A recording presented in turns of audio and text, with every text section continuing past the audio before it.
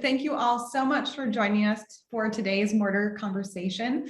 My name is Jen Leveson. I am Director of Content here at Mortarr and Editor-in-Chief of the Forum by Mortarr. Today we are talking about Minneapolis's Dayton's project, and we are joined by panelists that helped lead the transformation and the redevelopment of the building. So I'm going to stop sharing my screen and then we'll dive into introductions. But Mike, if you want to kick us off, if you could introduce yourself and your role with the project. Yeah, my name is Mike Beer. I'm with Gardner Builders in Minneapolis, and I was a senior project manager on the construction side. Awesome, thank you. Steve. Hi, everybody. Steve Behringer with Gensler, design manager in the Minneapolis office, responsible for leading the design efforts for our Gensler team, which was responsible for building repositioning, interiors, as well as we did environmental graphics, signage, and even helped with some of the staging at the end of some of the amenity spaces. So for us, it was a great project. We got to do lots of different pieces, and I was able to manage our team of both Minneapolis and Chicago employees in that process. Awesome, thank you. And Hans. Hi, good afternoon. My name is Hans Okerstrom. I'm the general manager and director of property management for the Dayton's project. So I joined the project at acquisition. Helped onboard the property through the construction phases, through the engineering phases, loaded up staff, and took what was a former department store building and have launched this into operational mode as a multi-tenant office building. Awesome. Thank you all so much for joining us today. I'd really love to start back at the beginning. So way back in 2017, where did, and hopefully all of you can kind of chime in, but really where did the idea for the redevelopment come from? I mean, the Dayton's building has been a hallmark of Minneapolis for decades. And so where did the idea of repurposing that space start or come from? I can jump into this one, and I know Hans, you were involved early, so please chime in and correct me if I misspeak on anything. But I think there were a number of development groups that were looking at this property for a number of different uses, anything from other mixed uses, residential, retail, office, retail, hoteling. I think there were a lot of different uses for it. I think retail was always going to be in the mix, both as a city requirement, as well as I think anybody that's familiar with the property knows it's really at Main and Main, being across from IDS on Nicollet Mall. It's over 100-year history of being a retail destination. So the retail was always a strong component. It was probably always going to be a component of the property. And then it was, what was that other use going to be? So the development team that ended up acquiring the property and doing the project, 601 West, are very well known and very well versed in doing building repositions like this in an office nature. So the office piece was common to them, something they knew very well. They understood how to do it, how to assemble teams, and what it would take to do a project like this. Hans, I don't know, do you have anything to add to that maybe? Yeah, what probably interested the owner developer most was the scale of the project. So they are very comfortable. They've got a long history of working with projects of large scale, namely in the Chicago area. They're one of the largest landlords in Chicago. They most recently redeveloped the old post office in Chicago. And so this is almost like the little brother, little sister to what was the post office redevelopment in Chicago. Yeah, no, that's such an exciting project, and such a large project as well, to take something on the south side of the town and to redevelop it. And Gensler did that project as well with 601 West, correct? We did, yep, yeah. Our Chicago team. Yeah, no, very exciting. So could you, maybe Steve and Mike too, could you talk through the various components of the project? So we have the retail kind of marketplace on the street level, and then how does the building move up from there? Yeah, no, great question. So the building, first and second levels in Minneapolis primarily are retail in most buildings. Some have a stronger retail presence on Skyway than on first floor. For Dayton's, it always had really strong retailing, and there was a goal to continue that. The other big goal of this project was to reconnect levels, right? Reconnect street level to Skyway level, reconnect Skyway level to street level to activate both and use Nicollet Mall as that conduit. That was really important to both the development, the project. I think the development team understood the value in that to really best utilize this asset.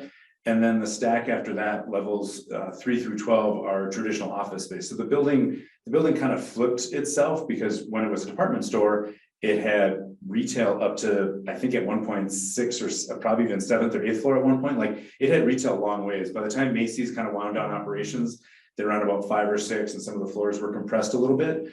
So it was a lot larger retail component than it was an office. And now we've kind of flipped that. So it's 850,000 square feet of office space and about 250,000 square feet of retail on those floors. And as well, we did incorporate some retail into lower level 1 with some of the floor openings and activations. So again, trying to activate multiple floors, really give people a better experience through the building. Mike, let me know what I forgot.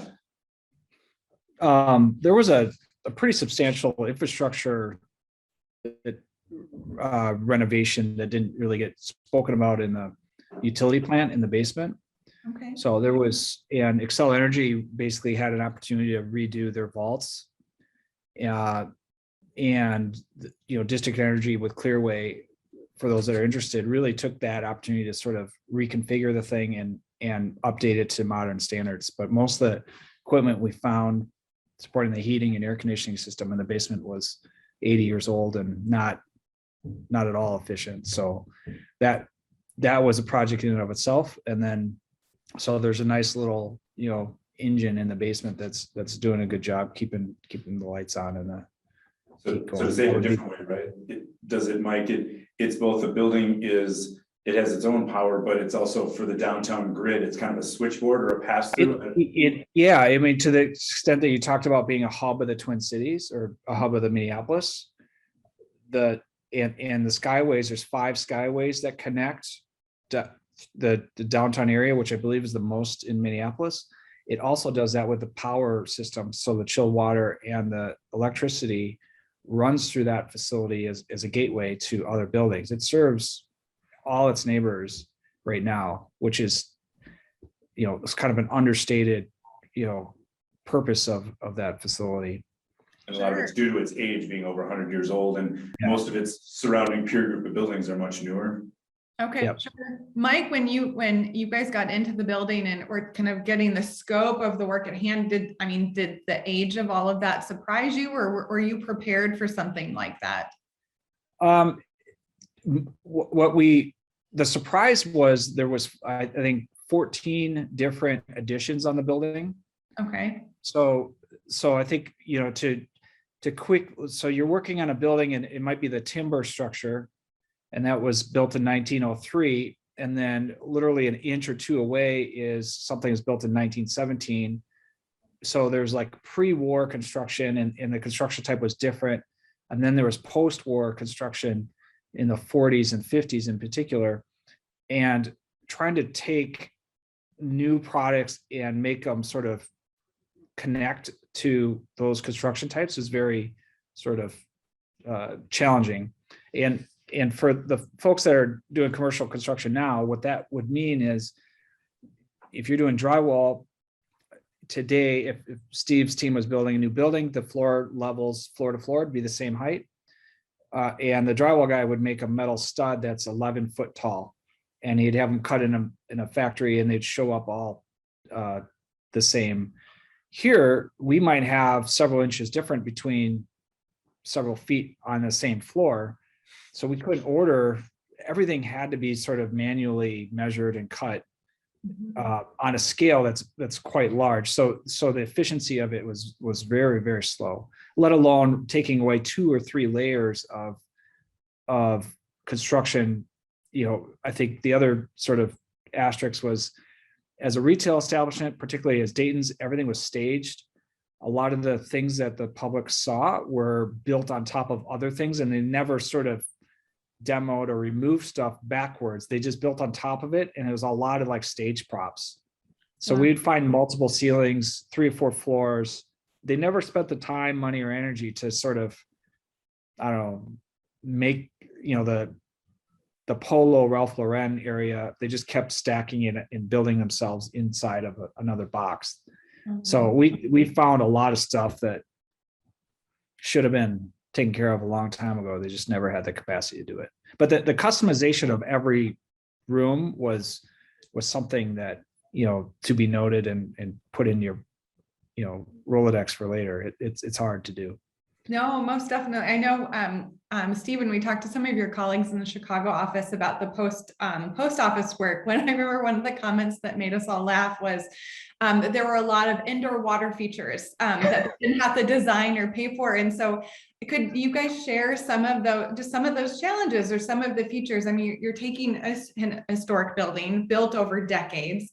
Like, what were some of those, I don't know, maybe a couple of moments where you're like, wow, okay, so this is a challenge we've got to kind of work and manage. So did you have any indoor water features?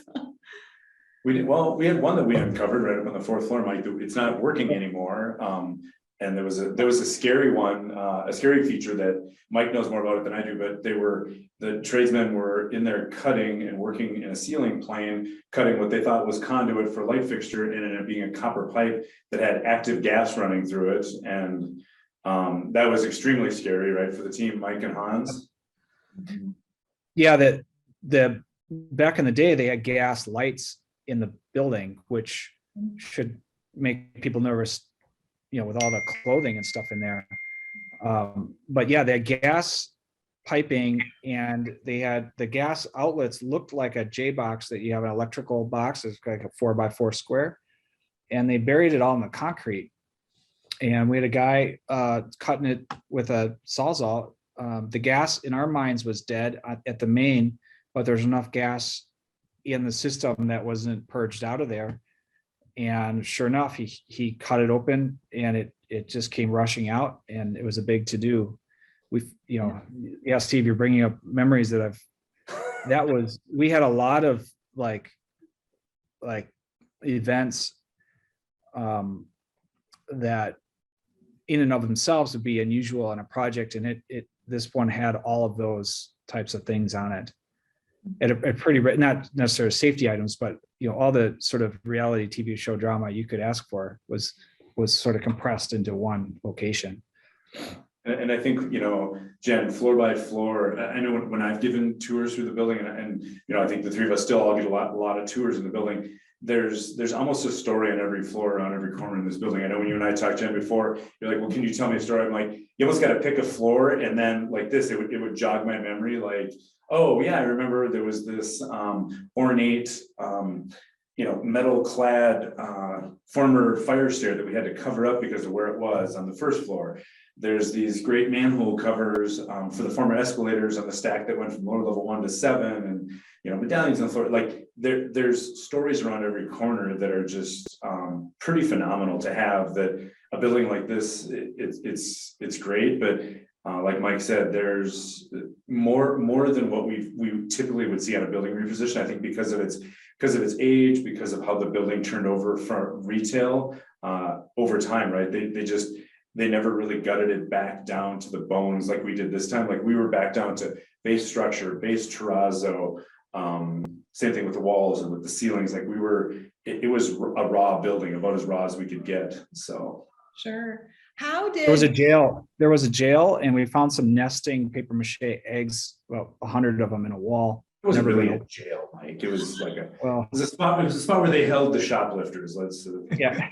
Oh, okay. A timeout room. Timeout room. I think every building should have one of those.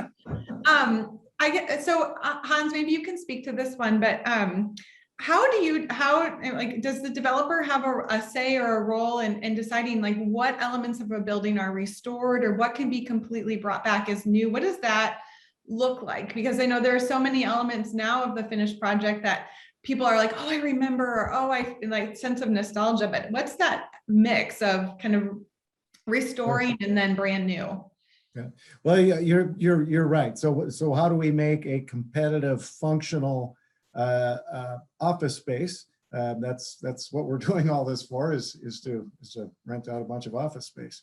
So how do we make that functional, aesthetically pleasing, and at the same time kind of pay homage to some of the history? A lot of that was dictated through our historic tax credit process. And we had a full-time consultant on the project that kind of led us through the periods of significance and what was considered historically relevant to the project. And then the restoration of those items, of course, Steve and his team did a great job of managing that. But a lot of that, yeah, is directed through the historic renovation consultant that ultimately dictates what the project is eligible in terms of historic tax credit financing. Awesome. Awesome. And Steve, what was that process like for your team? It was, for this building and a building of this size, it was quite extensive. I mean, it was a positive experience, but it was a long experience. Like, this was not a speedy review, because again, it kind of went floor by floor in terms of high level of finish. Like, if you were thinking the first or second, mainly the first floor, right? They sold fine jewelry and cosmetics, and it was definitely a high level of finish. Well, then you roll up to like floor 7 or 8. Maybe it wasn't as high level of finish because of some of the either retailing or offices that happen there. But then in and around other floors, there might be things that happened on that floor over a period of time. That 9th floor has pockets of things that are very historic because of the Dayton brothers, the founders' sons, that had offices on those floors. And so it literally varied floor by floor, which made it take a while. And as Mike said, the same thing with the construction side. A lot of these projects at this scale with 12 floors, you're just kind of geared up to get a floor or two figured out, and then you just kind of keep going. We couldn't do that on the historic restoration and even preservation side, because every floor and every corner, there was something different. Even the flooring materials, when you stepped off the elevator, differ on most floors. Sometimes it's frazzle, sometimes it's concrete, sometimes it's travertine, sometimes we didn't know what it was. So yeah, it was around every corner and every turn was something different. So it made the process take a while. State Historic has a job to do in a charter, right? They don't just hand out checks of money and money bags for people to do whatever they want with the building. So they were good to work with, and it was a good, healthy dialogue back and forth. And even through that, we had challenges of government shutdowns, right? So there's bureaucracy things that layer onto that. So this project had many interesting facets to it, that, again, like Mike said, the more we either talk about this in tours or even some of these types of venues, it kind of jogs our memory to back 2+3 years ago, to things that, not that we forgot because it was a bad thing, but because the way this project went, you kind of took these things down and, okay, well, now we got to move on to the next thing. We just didn't really have a lot of time to dwell on those. So. No, definitely. I know, obviously, one of the challenges, and I'm sure you're really tired of talking about it, but this all happened, and then a pandemic. Your project started, and then COVID happened, and a pandemic. And Mike, thinking back to your comment about how every floor was different, and you couldn't mass order anything because every specification was different. What was the how did the project have to respond when the pandemic hit? And it's still ongoing. Yeah, we were lucky. We were at the, we had already peaked and we're on our way out the door when the pandemic hit. Mm-hmm. And,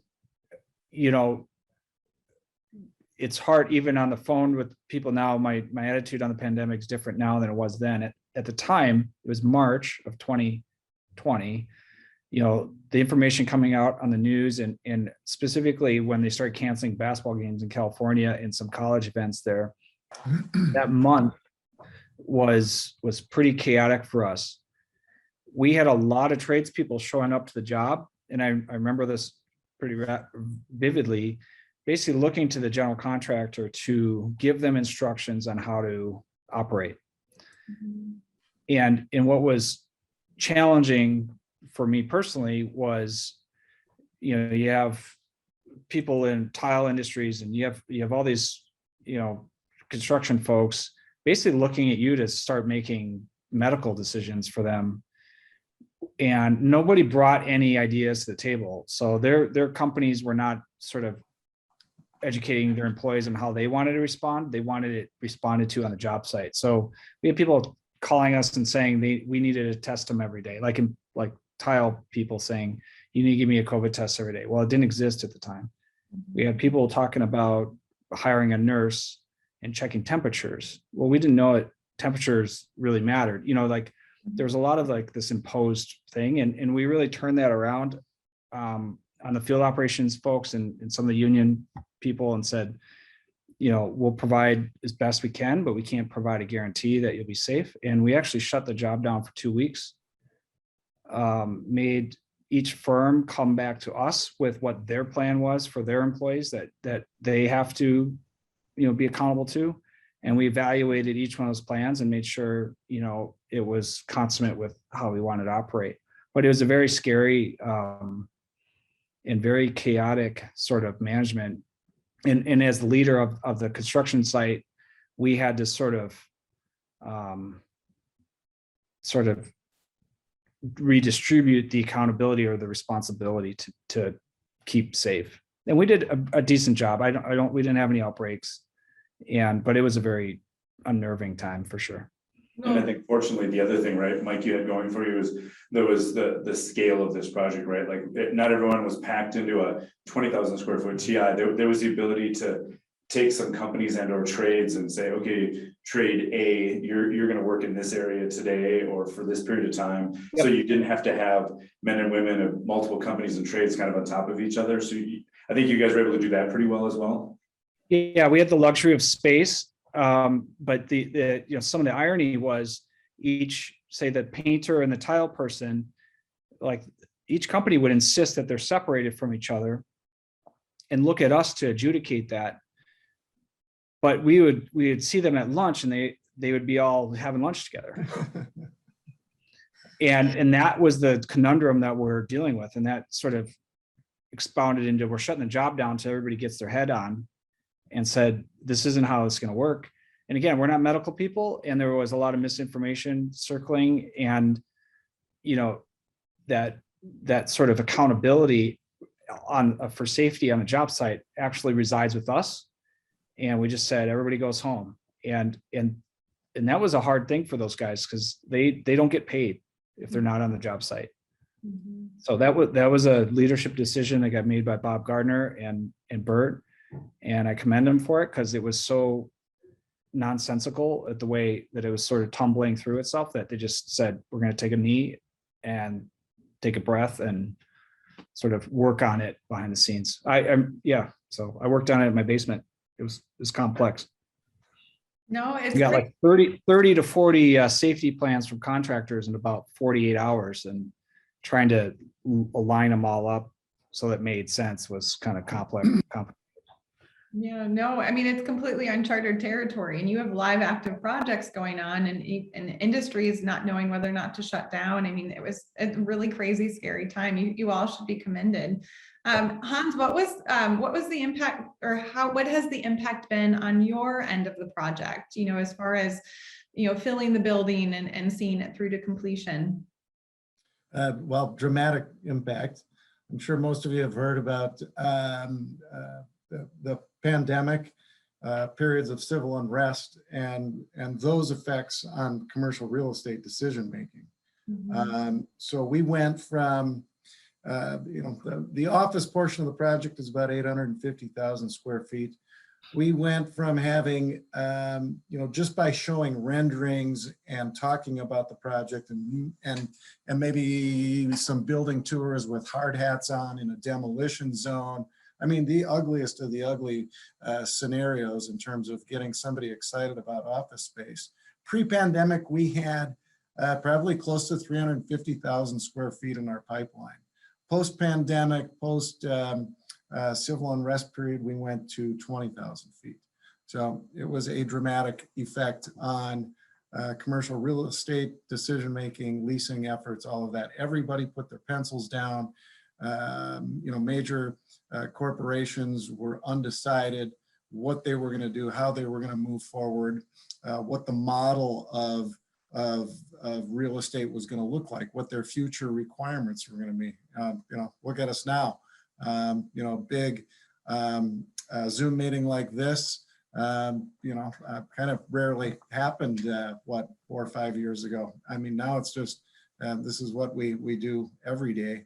And so how space is used how space is considered has changed dramatically. Just overall, kind of quick market notes. Tenants overall, I mean, it's almost standard. If take your space requirements, cut them in half, cut them by 2/3. People that were looking at 100,000 feet are now looking at 35 to 40,000 square feet, and take it downhill from there. 20,000 footers are looking at 8 to 10,000 feet. So how they use space, where they use it has been dramatically affected. Steve on the design side can probably attest to that. They're probably designing space differently. Figuring out if you're going to take a smaller footprint, how are you going to make that work? What are the areas of production? How are you going to make the space more effective for end users using a smaller footprint, that kind of thing. So dramatic effect, yes. Hans, how are you responding to that change? How are you, at Transwestern and helping your clients respond to that change? Because, obviously the building is open and ready to be occupied, can be occupied.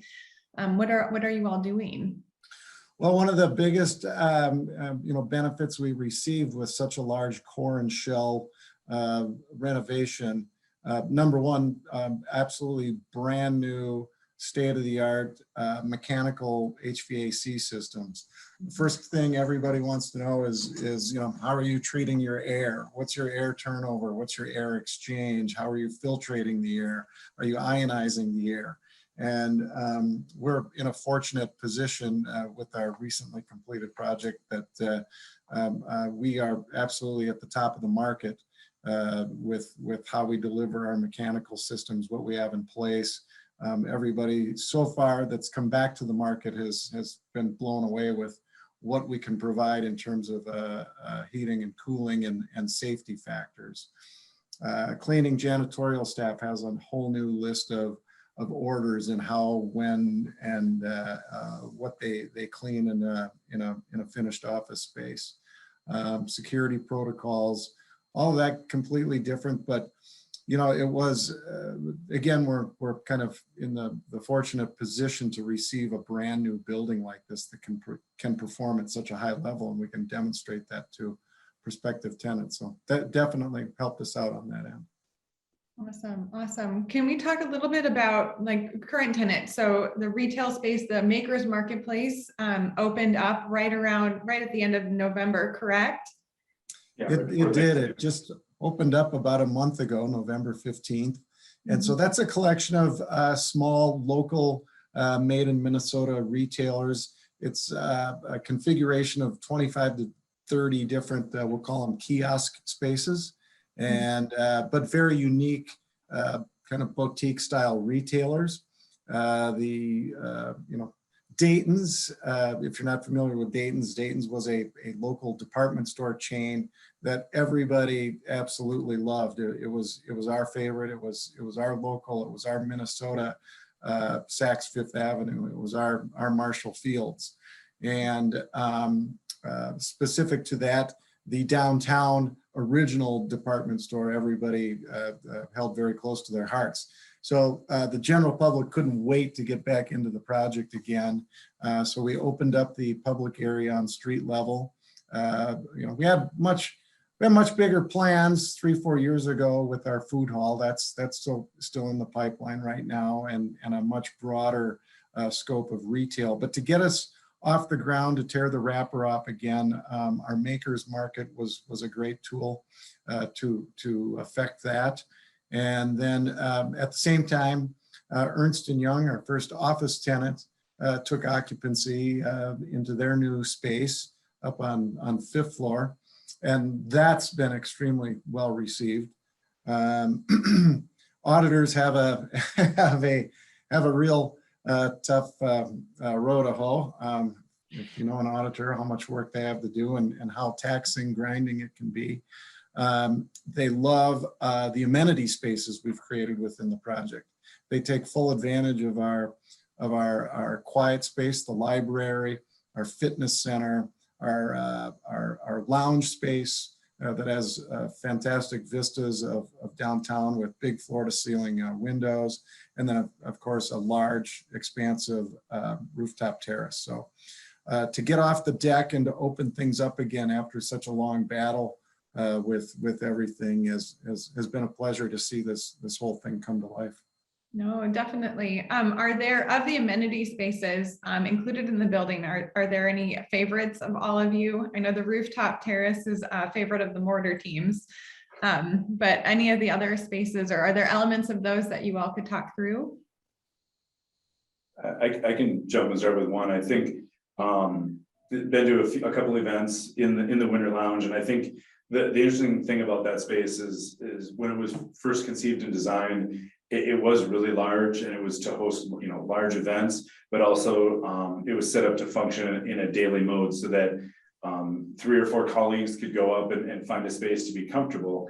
After being in there for both large and small events, I'm kind of patting our team on the back a little bit, and some of it just how the space fit out and where it is in the city, but it bodes really well if you're there for a large event with music and caterers and a bar. It functions well for that. But also if you're up there with 20 or 30 people, you can break down into smaller groups really fast and have 6 or 8 by a fireplace here, 3 or 4 in a seating group here, and a couple by the bar. And it doesn't, you still feel like you're part of the event and part of the group that's meeting up there, but you don't get lost in the crowd like if you were in a large convention space. So I will say, the Winter Lounge is nice in that regard. The last event I was there for, it was a little snowy, so we couldn't fully utilize the roof deck, but that is an interesting space in that you're close enough to the street to still pick up on a little street vibe, but you're in this really beautiful pocket in the city that I think even year round is going to be just a fun space to go out on. But for me, I think the Winter Lounge is probably my favorite. Awesome, thanks, Mike. How about you? Well, I'd like to pitch the Winter Lounge too. It's a lot of different things all in one spot. It's pretty unique, and if you get a chance to get there, you should take advantage of it. There's also yet to be seen, and I think the public will have more access to this when that food hall opens. If you could see behind the curtain downstairs and see the amount of infrastructure in I think we have like something like 800 feet of grease duct down there and 40 to 50 grease hoods. That space, when it's running and doing its thing as it's built now, is going to be something that nobody in Minneapolis has seen before. And there's another element downstairs that is real subtle and hasn't really been articulated well in the media. There's the chandelier or the light fixture down in the basement. When you stand in that food hall and look up, it looks like Dayton's D. It sort of merges into an image of Dayton's D. So I think once that gets activated down there, it will be as compelling as Steve mentioned on the Winter Lounge. It'll be an interesting place for people to go. Awesome. What are, Hans, you mentioned that the food hall plans haven't begun yet, but is there a time frame in mind yet for that aspect? Sure. Well, construction definitely has started. We put construction on hold here just for a little bit, and why we finished that up and then kind of populate the food hall down there. We're pumping the brakes a little bit until we get a larger, more robust return to work downtown workforce population. Mm-hmm. As much as we'd love to throw the doors open on the food court, if we have nobody downtown to buy a taco, have a beer or a glass of wine, it's going to be kind of empty. And so we're waiting for that opportunity. And definitely this coming year, that we have all the belief in the world that it's going to happen sometime this year. But we're getting good signs of return to work. Some of our larger workforce populations, such as U.S. Bank, Wells Fargo, Ameriprise, Thrivent Financial, they're all giving good indications that they're bringing everybody back to work here in the next 4 to 6 months. Oh, wonderful, wonderful. What has the response from the downtown community been? I mean, you shared a little bit about people's excitement to get back into Dayton's and to get back into this space, but I mean, this redevelopment is really impactful on the local community. And what has some of the response been that you all have heard? Well, we had a great, an excellent PR team that we worked with. Alta Via out of Chicago, and he's part of Brian Whiting's team at Telos. They did a remarkable job. I mean, we had every TV camera in town, every newspaper in town with us as we opened up the project, had a ribbon cutting, and great PR work with regards to who was in the building, coming into the building, follow up with the construction and the architectural teams and all of that.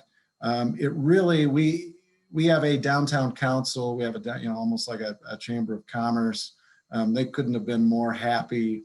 I think it's giving more confidence for other downtown retailers to start opening things again, to give more confidence for downtown employers to come back again. There really is a waterfall effect that, after the first groups jump in and start opening up the doors, the others are really quick to follow. Definitely. I would add on to that, Jen, that as we've opened the doors and given tours, it's interesting. There's some public folks as well as even former executives. I was able to walk through one who used to be the head of Dayton Hudson and then Marshall Field's Northern Division, watching him through over the weekend and with a few others.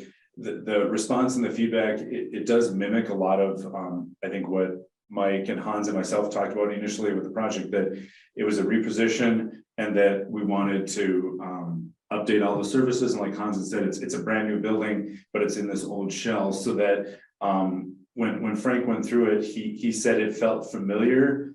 And it's interesting that a lot of the things that the team had done were things that the Dayton Hudson crew internally was trying to figure out how to do early on when Macy's bought the building and bought the Marshall Fields brand, in terms of integrating, food into it and peeling back some of the layers. I just don't think they had, they didn't have the big vision, and I don't think they had definitely not the timing wasn't right, the money wasn't right, the ownership group wasn't right to do it. So when they walked through it, they said, this feels very familiar, very much like Dayton's, done to a high quality level in terms of design, but also how it was executed. So the execution on it was top notch and what people would have expected, Dayton's to do back in the day. So to me, it was really nice to hear from a former executive that was used to that and was a steward of the building for a good 15 or 20 years. So that felt really good to hear for our team, for that compliment. I mean, not just from a design perspective, but from a management and construction side. So and there's countless stories. So for me, every time I feel like I give a tour, I'm learning more about the building. So it just keeps coming up. But the response from the general public has been, from what I've heard and the folks I've talked to, people have been very surprised, very pleased, and kind of blown away by what the team was able to put together. Definitely. Mike, do you have anything to add?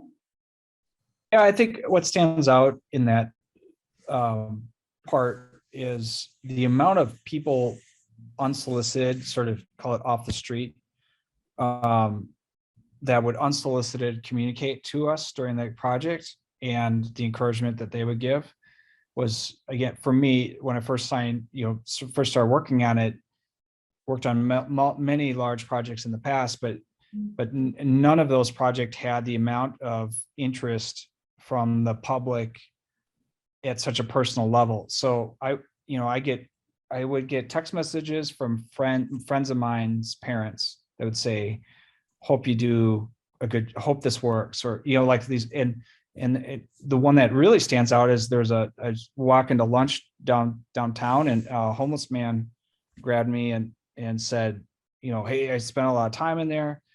I hope that and he didn't know what I was doing or what my involvement was. He's like, I hope they do right by it. I was like, wow, and that really stuck out, because he wasn't an executive, he didn't work for Target, or he wasn't a banker, or he had no reason to say that, but there was a lot of passion from the general public, both good and bad, on what was going to happen to this building. And I think Steve's statement of what it ended up being was, yeah, it is sort of an idealization of what it was, but it's also now able to function what it needs to and be for another 50 years. So I think that was sort of the culmination of it worked in that respect, and Steve's comments sort of affirm that is, yep, everybody knows this is a special, monument to itself. And it's pretty cool how that turned out. And the general public, I was a little nervous, Steve and Hans, that when it got rolled out and unveiled, that there'd be a lot of like people sort of second guessing some of the stuff, but I haven't heard much, if any, of that. Yeah, no, I'd agree. I think, there's definitely a soft spot, obviously, for everybody for the building, but yeah, now is when, some of the fly specking and picking might happen, but, I think there was a delicate balance to walk between what do you restore, what do you reinterpret, how do you set this building up, like you said, Mike, for the next 50 years, and I think in general, people understood that it wasn't going to be a department store, right? Macy's wasn't going to come back and set up shop here. So it was going to function a little bit differently, but as much as we could, let's keep a lot of that history. And then there's even efforts now, I think, behind the scenes to try and figure out how do we not lose both the history of the building, I think the history of Dayton's. There's a ton of memorabilia. There's a ton of people out there, like Mike said, that want to have a story, right? Because everybody, I swear, everyone in this town, everyone in this region, in the city, state, has a story or connection to Dayton's. I don't care who you are. Like I've gotten things on my desk from friends that have given me, oh, my brother used to work there and he got this video. It's a VHS tape of the history of Dayton's, right? People like literally hand, I think, all of us stuff. They think, Hans and Mike and I are maybe the curators of this thing. I mean, I've got a pile of things at my desk that probably need to go over somewhere at the building, but we need to figure out what to do with a lot of these items and a lot of these stories. So that's still in the process, right? Like how to properly do that, because there's a bit of a pent up demand for it. We found, even getting ready for the holidays and for the opening, there's a lot of people that just want to be a part of it. There's a big love for this building, which is super fun to be a part of. No, that's awesome. I feel a project with the Historical Society coming in your future. Awesome. No, that's wonderful. And I think that's why I think these adaptive reuse projects are so intriguing to people, because you're taking buildings that meant something to community, to people for hundreds and hundreds of years, and they're repurposing. And I know, like Gensler is doesn't shy away from that. Gardner Builders doesn't. Transwestern doesn't either. And do either any of you have thoughts on why adaptive reuse is such an important part of how we move the built environment forward? I can take a stab at it first. I know from a design and sustainability perspective, it's the right thing to do, right? I mean, Mike has lots of great statistics on what we're able to recycle on this property, things that didn't go in the landfill, but just in general, like a 1 million square foot, 12-story building with that much concrete, steel, rebar, just the shell of it, we're able to reuse. There's a ton of great sustainability side of that. So that one is huge. I think the other reason is that this sounds really old man of me, but they don't build buildings like that anymore, and you can't afford to. And with that much character, they're not. I mean, the construction trades are great, but buildings don't go together like that anymore. You can't afford to. The practices are different. The codes are different. So there's, I don't know what the right word for is, but there's some interesting, I think, cache of cool things within this property that you wouldn't be able to recreate. So for me, it's those three, right? It's the intangible things about it that you can't rebuild it, and it's great from a sustainability perspective that we're able to do this. Those would be mine. As a society, I mean, we've certainly grown to appreciate, what we have. We all went through the disasters of some of the urban renewal efforts, and certainly Minneapolis lost its share of some just great historic architecture. And then to that end, probably can't be said enough. Without the historic tax credit opportunity, this project would not at all be feasible. I mean, it is a lot more expensive to reposition, redevelop something on this magnitude without, again, without the opportunity of HTC, historic tax credit financing. There's no way this project would be feasible. So to say it a different way, Hans, it probably would have been cheaper to tear it down and start over. No doubt it would have been. That's what I was going to jump into, Jen. And, I got asked this a couple different ways with the amount of money that was spent on the job project. What would have been replaced in there with the money available was probably about a 13 to 14 story glass, what I call a glass box, a nice one, but something that you've seen on the freeway on 494 or something, but it would look like that. And it would not have,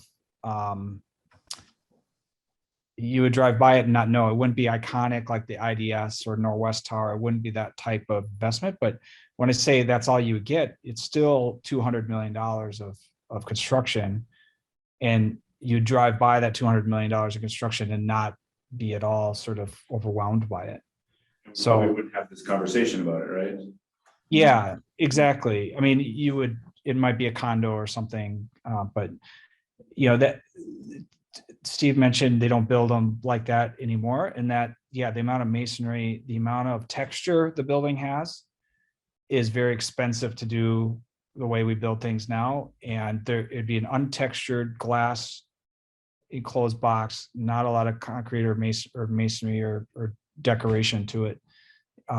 It'd be very functional, and it'd be very easy for Hans to say, hey, this is what you get, but it's going to look like everything else that's, immediate. It would CBD, yeah. It'd be exactly the same product anywhere else in the metro.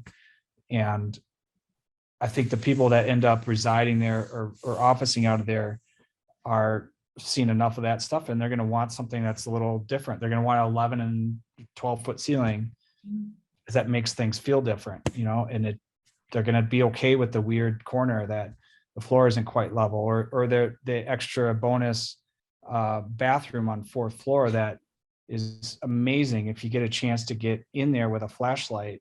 Wait, look at it. You have to talk more about the extra bonus bathroom then. Steve, I don't know. So 4th floor has Art Deco bathrooms in it. Okay. That were kind of walled off in a corner. The plumbing, we have disconnected the plumbing, but it's set up in the future. And I don't know, it's like a black onyx engraved entry. The tile and the stone toilet partitions are 2-inch thick stone. It's just built heavy. It says free toilet on it. Avocado green sinks, and there's probably it was built as a ladies' room, and one half of it in terms of toilet fixtures, I want to say there's probably 15 to 16 stalls, and there was a whole other bay of another 15 to 16 that were taken out. It was a massive bathroom which on the 4th floor, which was a women's floor at one point. It's historic, and it'll end up in someone's office space if you're old enough and you watched Ally McBeal, right? It could be your co-ed unisex toilet room associated with your office, right? That's awesome. Hans, do you use that as a selling tool? Well, that's why that floor is $30 net square foot instead of 20. Oh, awesome. You guys, thank you so much for joining me today. It was such a pleasure to talk with you about this project, especially one of this scope with all of its intricacies. So we really appreciate your time. Thank you all so much. If you're ever in town, look us up and we'll show you around. Most definitely, but I want all of the stories. So thank you all so much for your time. For all of that attended, we will be sending out a recording as well as links to all of the panelists' LinkedIn profiles as well. So please connect if you have more questions or are interested in more information. So thank you all so much for joining me today. I really appreciate it. Thank you. Thank you. Have a good day.